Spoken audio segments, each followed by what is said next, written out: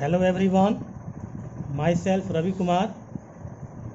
आज हम लोग स्टैंडर्ड 5 का एसएसटी पढ़ेंगे, चैप्टर 2। आप लोग अपना बुक निकाल लेंगे और चैप्टर 2 भी निकाल लेंगे। चैप्टर 2 में है मैप्स।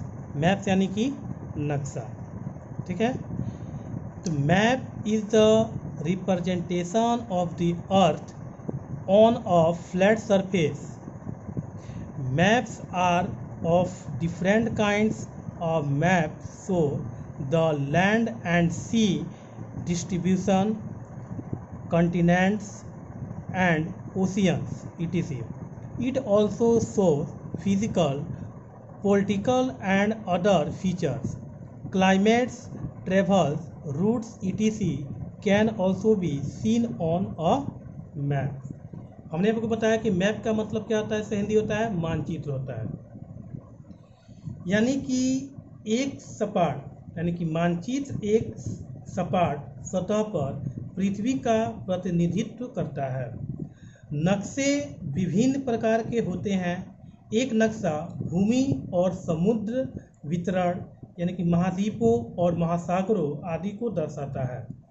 यह शारीरिक, राजनीति और अन्य विशेषताओं को भी दर्शाता है। जलवायु, यात्रा मार्गों आदि का भी मानचित्र पर देखा जा सकता है।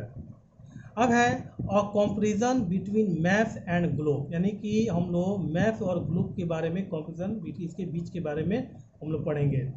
Maps overcome the disadvantage of a globe. A globe is a true representation of the earth, but it does not show all the features of the earth at one glance. Also, it cannot be carried around. Features information cannot be preserved on it. On the other hand, a map is a drawing of the earth on a flat sheet of paper. It can be folded, rolled and carried with ease. Even though maps are not true representation of Earth like a globe, they are more popular because they give a clear picture of the Earth. We can also preserve information contained in the map. यानी कि map किसी विश्व के तिरस्कार को दूर करते हैं। यानी कि ये जो पिक्चर दिया हुआ है तो ये मैप है। तो मैप किस विश्व के तिरस्कार को दूर करते हैं। एक ग्लोब पृथ्वी का एक सच्चा प्रतिनिधित्व है, लेकिन यह एक नज़र में पृथ्वी की सभी विशेषताओं को नहीं दिखाता है। इसके अलावा यह चारों ओर नहीं ले जाया जा सकता है। इसके अलावा सूचना पूर्व नहीं हो सकती है। दूसरी ओर एक नक्शा कागज की एक सपाट शीट पर पृथ्वी का एक चित्र है। इसे आसानी से मोड़ा या घुमाया और चलाया जा सकता है। हम लोग यानी कि मैप को अगर पेपर में रहता है तो हम लोग इसको आसानी से फोल्ड करके कहीं भी लेके जा सकते हैं, अगर पेपर पे रहा तो, ठीक है। उसके बाद है, भले ही मानचित्र पृथ्वी के एक ग्लोब की तरह सही प्रतिनिधित्व नहीं करते हैं, वे अधिक लोकप्रिय हैं क्योंकि वे पृथ्वी की एक स्पष्ट तस्वीर देखते हैं। हम मानचित्र में निहित जानकारी को भी संरक्षित कर सकते हैं। अब हम लोग आएंगे डिफरेंट टाइप्स ऑफ मैप, यानी कि मैप जो होता है डिफरेंट टाइप्स के होते हैं। A single map can not show all the feature of the earth, therefore we use different type of maps according to requirement. We can classify map into the following type according to their utility. यानी कि map के अलग अलग प्रकार। एक नक्शा पृथ्वी की सभी विशेषताओं को नहीं दिखा सकता है, क्योंकि अगर पूरे वर्ल्ड का नक्शा दिए तो एक मैप में नहीं दिखाया जा सकता है। इसलिए हम आवश्यकता के अनुसार विभिन्न प्रकार के मानचित्रों का उपयोग करते हैं। हम उनकी उपयोगिता के अनुसार मानचित्रों को निम्न प्रकारों में वर्गीकृत कर सकते हैं। अब है फिजिकल मैप। फिजिकल मैप में है, the physical map show the mountains, plains, plateaus, valleys, river, seas, etc. Land is shown in green and water is shown in blue color. This map is also called a relief map, यानी कि physical map यानी कि भौतिकी मानचित्र। जैसे कि कह रहा कि भौतिकी मानचित्र पहाड़ों, मैदानों, पठारों, घाटियों, नदियों, समुद्रों आदि को दर्शाता है। भूमि को सैंड, ठीक है। तो जैसे कि एक ANN पीयूष को नीले रंग में दिखाया गया है। अब जैसे कि यहाँ पे हम लोग देखेंगे Pluto map, the political map show the boundaries of country, states, districts, capital cities, and down a capital city is marked with a star. Beside the physical and political map, there are several thematic map. यानी कि इस मानचित्र को राहत मानचित्र भी कहा जाता है। विचारधारा के राजनीतिक मानचित्र की सीमाएं यानी कि महाद्वीपों, देशों, राज्यों, जिलों, राजधानियों, शहरों और कस्बों को राजनीतिक समस्या राजधानी शहर को एक स्टार के साथ चिन्हित किया गया है। भौतिक और राजनीतिक मानचित्रों के अलावा कई विषयगत मानचित्र हैं, जैसे कि जलवायु, दी ध्रुव।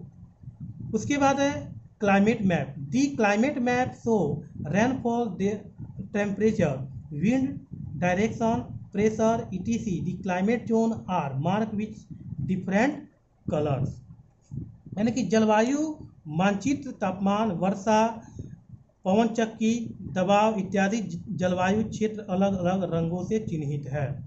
अब है vegetation map, the vegetation map show the distribution of forest, plants, grassland etc. यानी कि वनस्पति मानचित्र में वनों, पौधों के घास के मैदानों आदि का वितरण दिखाया गया है। उसके बाद economics map, the economics map show area of agriculture, production, industry, यानी कि आर्थिक मानचित्र कृषि, उत्पादन, उद्योग के क्षेत्रों को दर्शाता है। अब हम लोग आएंगे जैसे कि mining ports, trading routes etc. This map is also called a resource map or a comical map. Road map are not found in the atlas, however they are very useful map that show roads, railways, airports, cities etc. and help us to find our way about in new places. जैसे कि Atlas होता है वो root को दर्शाता है, जैसे किस रूट में, जैसे कि रोड हो गया, रेलवे हो गया, airport.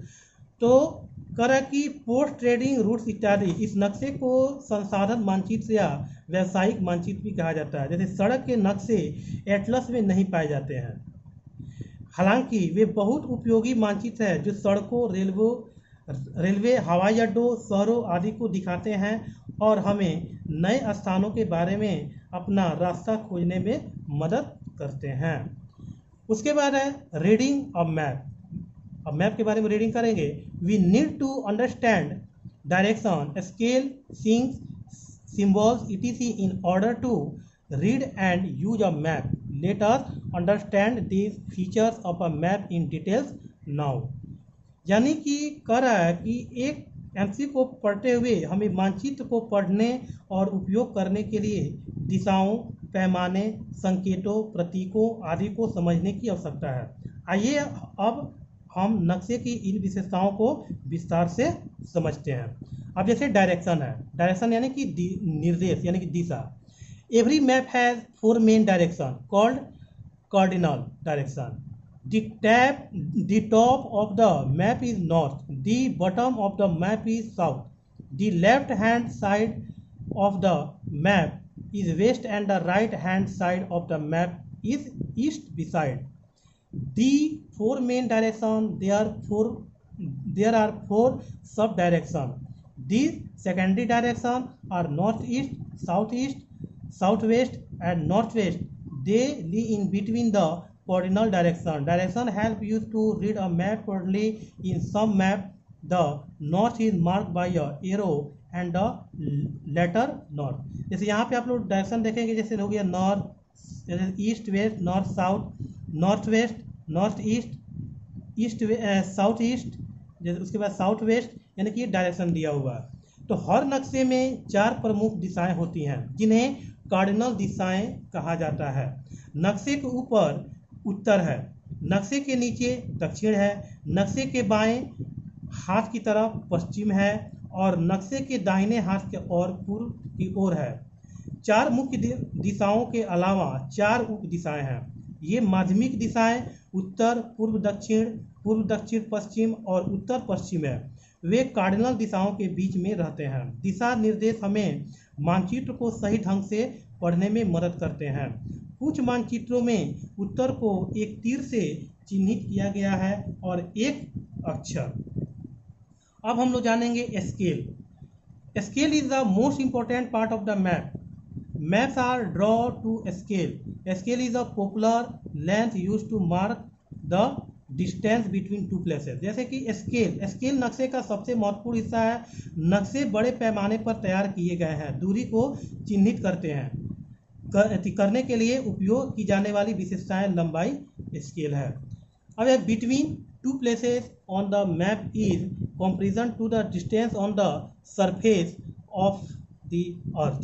Scale is maintained at the corner of the map. For example, in the case of a line bar, if the scale is 1 centimeter to 100 kilometer, it means that 2 centimeter on the map represents 200 kilometer of distance on land. So if the distance between Delhi and Lucknow is 500 kilometer, तो the scale will be represent the actual distance as 5 centimeter. जैसे यहाँ पे देखिएगा scale दिया हुआ है 1 centimetre equal to क्या होता है 100 किलोमीटर।